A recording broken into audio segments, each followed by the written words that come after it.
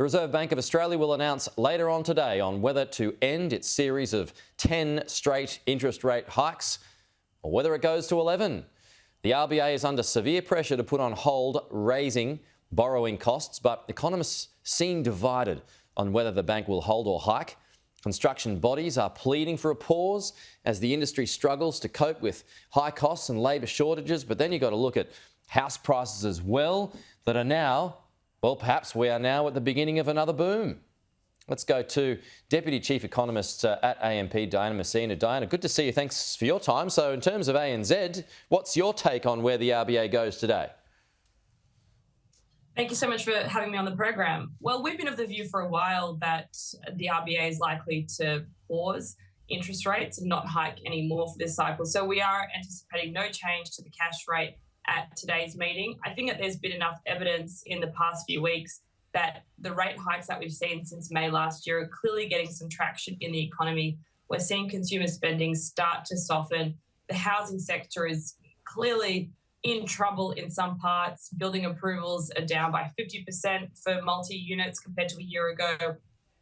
The construction industry is suffering. Home prices are starting to tick up because first-home buyers are getting back into the market. Maybe a bit of FOMO there because maybe first-home buyers are worried about another price boom.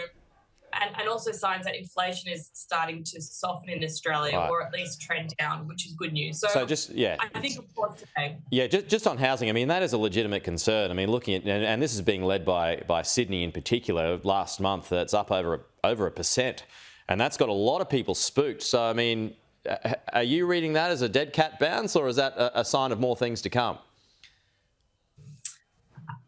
It's difficult to be convinced that we're going to see another upturn in prices from here. I think that there's still a lot of downside pressure to housing prices. And the main one is really that we haven't seen the full impacts of those rate hikes flow through to fixed rates and also to variable rates. So I think that there will still be further stressed selling, and that will show up in lower prices over coming. We did have a view that prices would fall by about 15% peak to trough. That's probably a little bit too negative, though. Just back to your view that it's going to hold today, and you outlined some pretty compelling reasons to do that. However, to counter that argument, inflation is still running pretty hot. It's at 6.8%. That's well above the RBA's target band of 2 to 3%. So in that sense, is there another reason, or is that another reason to hike one more? Yeah, inflation's definitely still too high, but there are also components of inflation that are not as sensitive to interest rate changes as others, and that's some of those supply side issues, high commodity prices that are not going to be impacted through changes to monetary policy. And some of those things will start to flow out of the inflation data. So we think by the end of this year, inflation will look quite different. That we'll actually see inflation running at about 4%.